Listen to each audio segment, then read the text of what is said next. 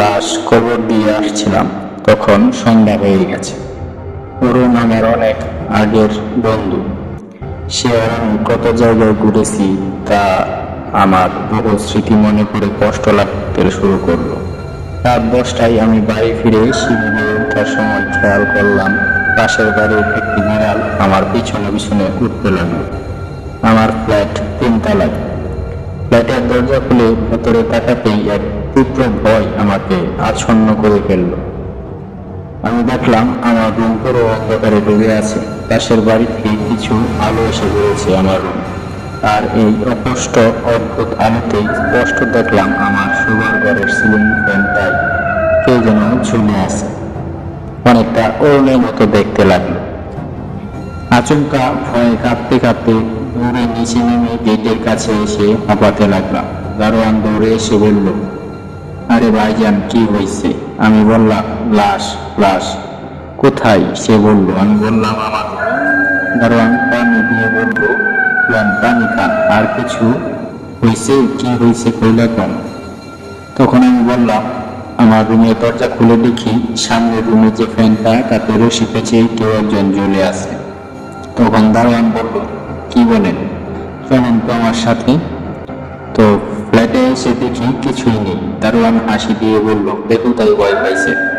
দারোয়ান চলে গেলে আমি ভেতরে ঢুকতে সাহস পেলাম না। আধা ঘন্টা পর যখন ঢুকলাম তখন আগের ঘটনাটা নিজের কাছে হাস্যকর মনে হলো।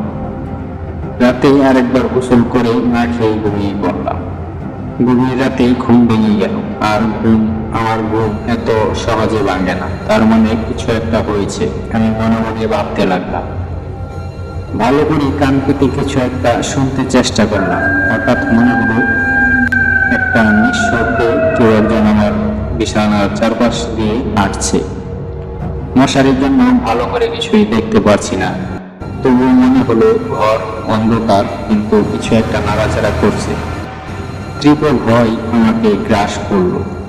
এত তীব্র ভয় আগে কখনো পাইনি। ঘরে বাতাস নেই, ফ্যান বন্ধ, তবুও আমি স্পষ্ট দেখলাম আমার মশারি নড়ে উঠল। চেয়ে দেখলাম, হঠাৎ পায়ের কাছে মশারির দিকে আমার নজর গেল। আমার আতঙ্ক নিয়ে দেখলাম সেখানে মানুষের একটা মুখ দেখা যাচ্ছে। অনেকখানি বীজ বের হয়ে আছে, তার জিহ্বাটা এতটাই বেরিয়ে আছে, আর তার পুরো মুখ রক্তে লাল হয়ে আছে। আমি জ্ঞান হারানোর পূর্বে টের পেলাম মানুষ পচা দুর্গন্ধ আমার রূপ জুড়ে ছড়িয়ে আছে। গভীর রাতে এখনো ঘুম ভেঙে যায়। তাকিয়ে থাকি অন্ধকারে, কিছুই দেখি না, শুধু মনে হয় আমার দিকে কেউ একজন তাকিয়ে আছে। ভয়ানক কিছু হওয়ার দিন গুনছি। বারান্দায় কিছু একটা হাঁটছে, বারবার শব্দ শোনা যাচ্ছে, আর কিছু ফিসফিস শব্দ। এভাবে দিন চলতে থাকে আমার। মাসখানেক পর যা ঘটে মনে হয় পাঠক শুনে বিশ্বাস করতে পারবেন না। যে ঘটনার জন্য আমি প্রস্তুত ছিলাম না, সেই ঘটনায় অরুণের মৃত্যুর রহস্য বেরিয়ে আসে।